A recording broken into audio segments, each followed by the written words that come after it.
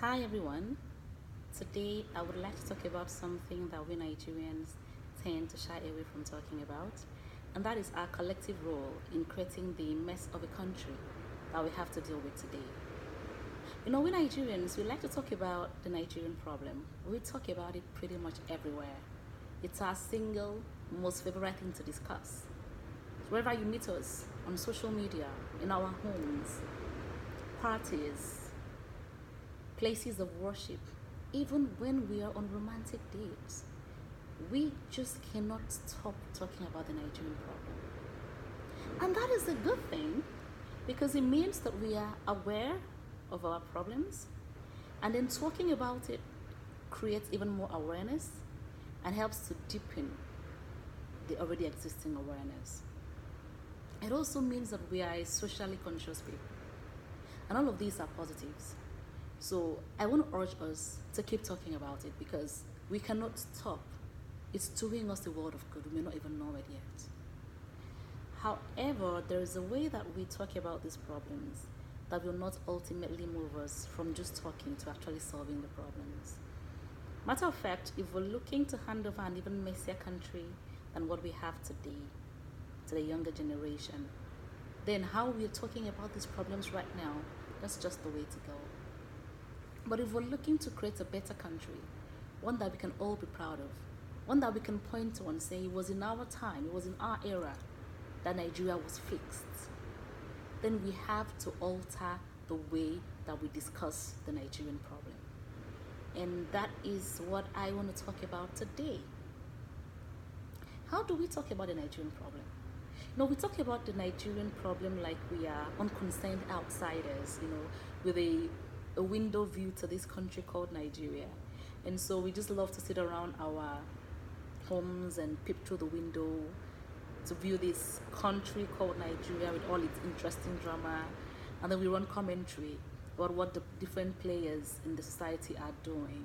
Then we argue amongst ourselves which of the players is doing better or worse, or which era, or which government, or we just have all of those arguments. Then we go back, eat, sleep, and forget about it. But that is not the approach that will fix us. As a matter of fact, we need to begin to own Nigeria, own its problems, own its successes, own its failures, because we are Nigeria. If Nigeria is doing well, then we are doing well.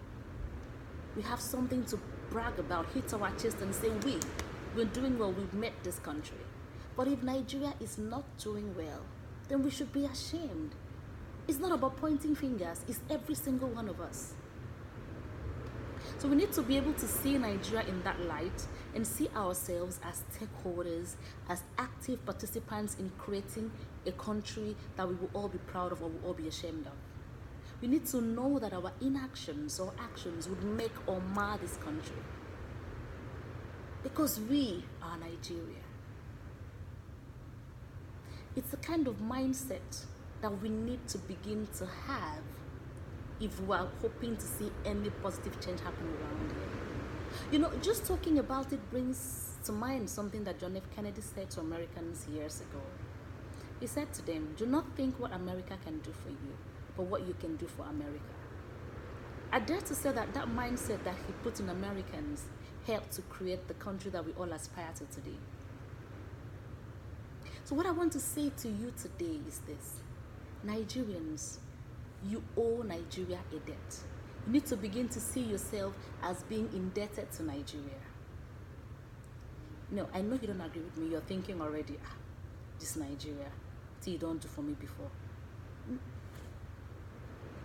But that's not what I mean.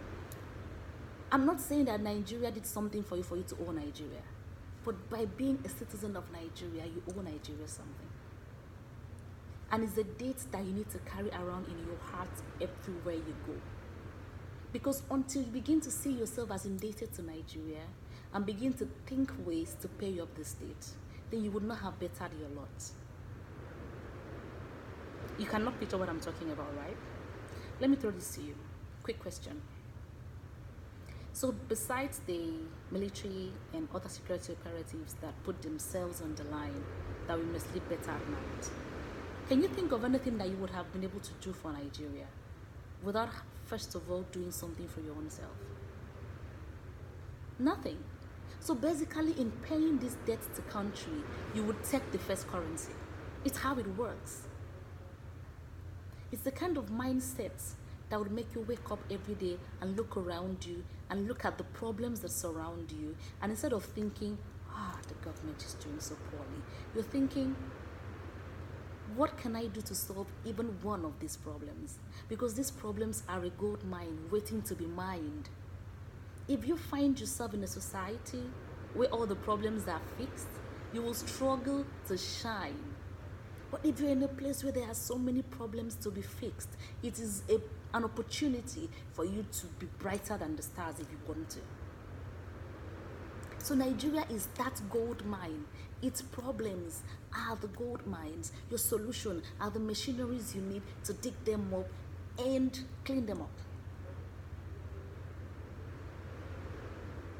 Let me give you an example that would help you to put this in better perspective. So let's assume that you're a pharmaceutical scientist. But before I proceed, please, just let's be clear that I'm not a pharmaceutical scientist. What I'm about to say is just me creating a hypothetical situation that I'm hoping that we can all relate with and better appreciate the idea of this indebtedness to country. Now, the variables that I may bring into this conversation may not be exactly as would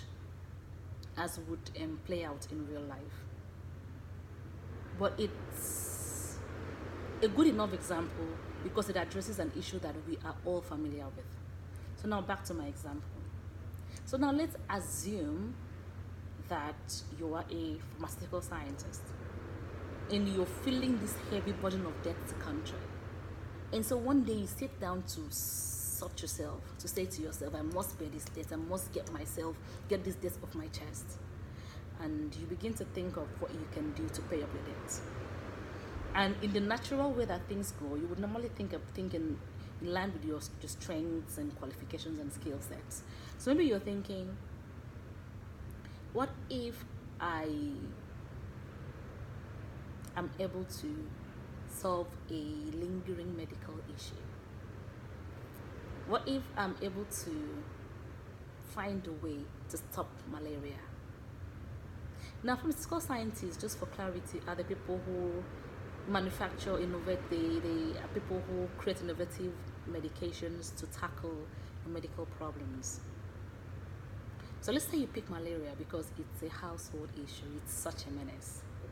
And then you think to yourself, what if I'm able to create a vaccine that can stop malaria?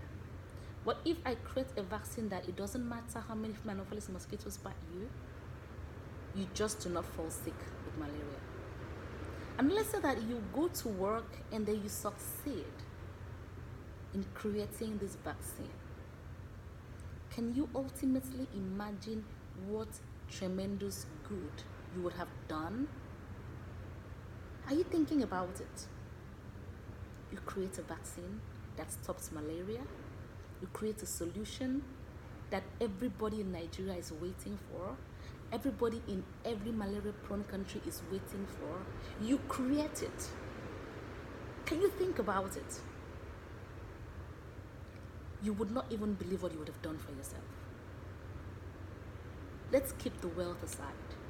You would have put your name on the map in the books of history. Everyone would know you. Everybody would want to talk to you and ask you how you did it. Your name would be a name that your kids will come to benefit from just by mentioning. And then you would talk about the financial wealth that would come with it. You would be wealthy because you have something that everyone wants. You're solving a problem. And now let's not forget that the idea to create this vaccine came from thinking about how to pay your debts to country. That's what I'm trying to picture here. Now, don't get me wrong, you would have paid some debts in Nigeria because it would then mean that Nigeria is malaria-free. Perhaps the world is malaria-free. It would also mean that we Nigerians can go out there and brag, because like I earlier said for Nigeria, we can say we created the vaccine that stopped malaria, we stopped malaria in the world. You give us a bragging right. But the biggest benefit would be to you and yours. This is the kind of mindset I want us to have going forward. It's the kind of mindset that is going to create innovators. It's the kind of mindset that will create people that solve actual problems. It's the kind of mindset that will create a country that we'll all be proud of. And it's the kind of mindset that will create entrepreneurs for that country who go beyond just merchandising finished products. It's the kind of mindset I want us to carry about everywhere we go. Because with that mindset, with the ownership of this country, with the mindset of repairing debts to this country, with the viewpoint of Nigeria's problems as gold mines, we will together create a country that we will not even be able to recognize. Thank you.